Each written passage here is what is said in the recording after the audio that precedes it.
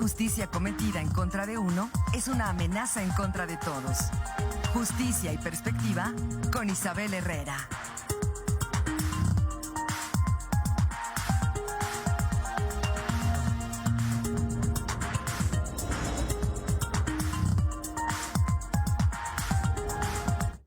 Son las 8 de la mañana con 6 minutos. Es momento de escuchar la participación de la licenciada Isabel Herrera, que ya está con nosotros.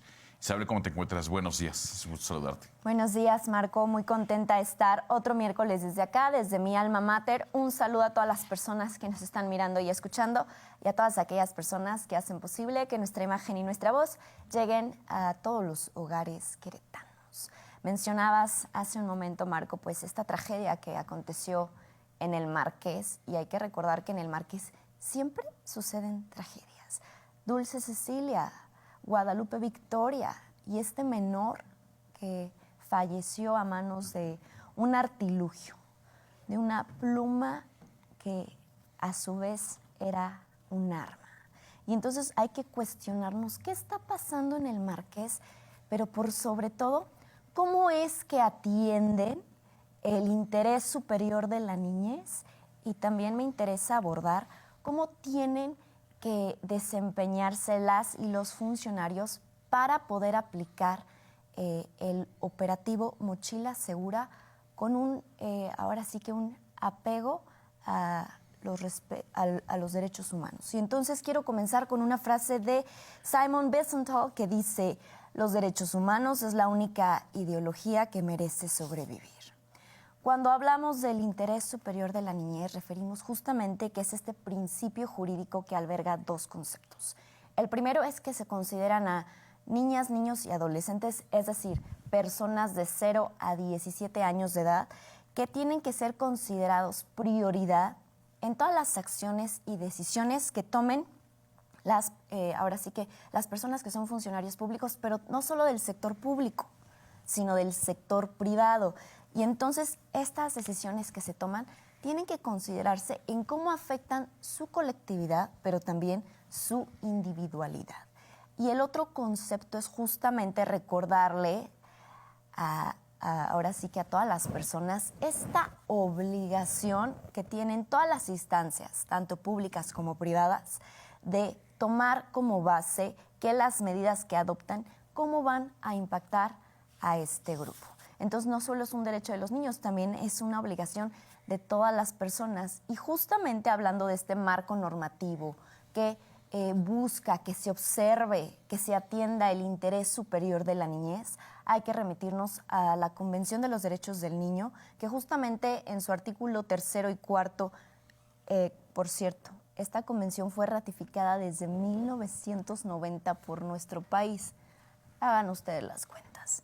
Y entonces, justamente en estos artículos, la Convención señala que es compromiso de todos los estados que firman la consideración del interés superior de la niñez en todas las medidas dirigidas a este grupo, tanto en instituciones públicas como privadas, para, desde luego, garantizar su desarrollo integral y que puedan gozar plenamente de sus derechos reconocidos en la Constitución.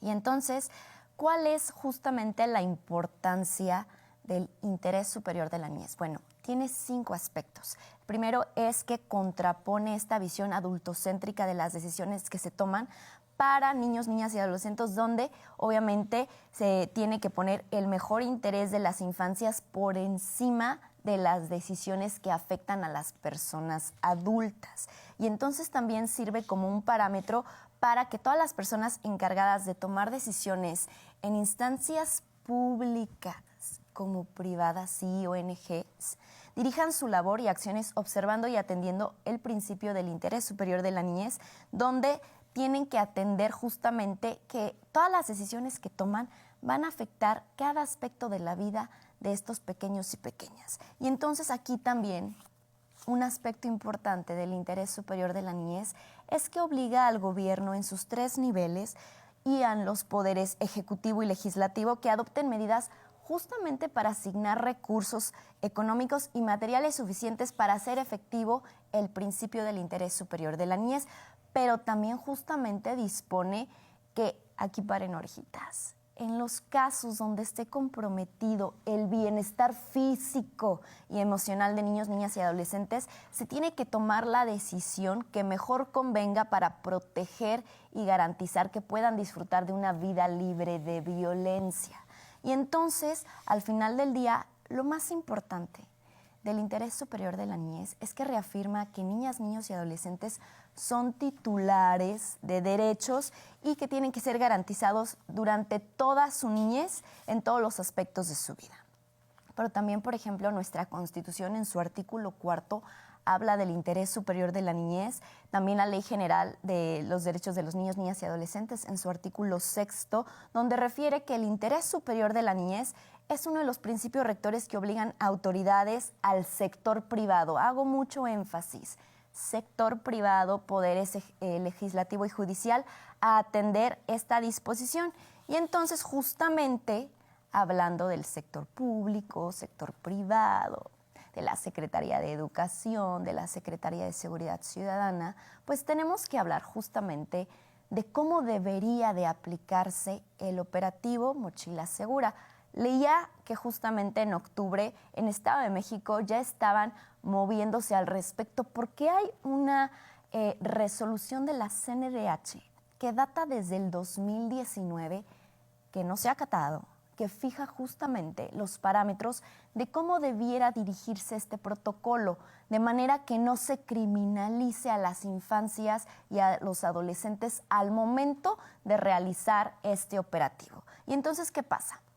Justamente, ¿qué busca el operativo Mochila Segura? Y aquí paren orejitas, autoridades, porque esto que pasó en el Marqués no solo es culpa de los papás de este menor, también es responsabilidad de ustedes. Y entonces aquí lo importante es generar esta visión de que la escuela, las instituciones educativas son lugares seguros. Y entonces, ¿qué pasa? Cuando se aplica este operativo se tiene que velar no solo por el interés superior de la niñez, sino que se tiene que respetar justamente la privacidad y tiene que haber un apego total de respeto a los derechos humanos de las niñas, niños y adolescentes, porque justamente pretende garantizar lo más importante, su seguridad. Cuando no hay un espacio libre de violencia, no se pueden garantizar los otros derechos humanos. Y entonces, ¿qué pasa?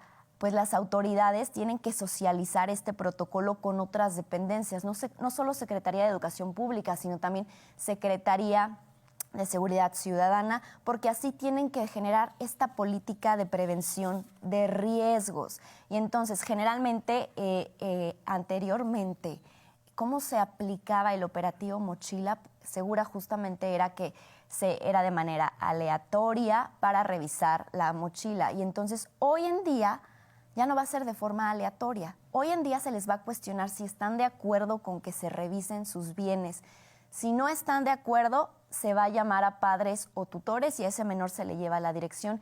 En caso de que se tenga el conocimiento, la sospecha de que tiene algún artefacto que pueda configurar una conducta antisocial o poner en riesgo a la comunidad estudiantil, docentes, administrativos, niñas, niños y adolescentes. Pero aquí lo importante es que tiene que haber esta intervención conjunta, no solo entre autoridades educativas, docentes, administrativos, también tienen que involucrarse padres y tutores, porque justamente el primer ejercicio de revisión debe de darse en el espacio privado, sí, en la casa y en la familia.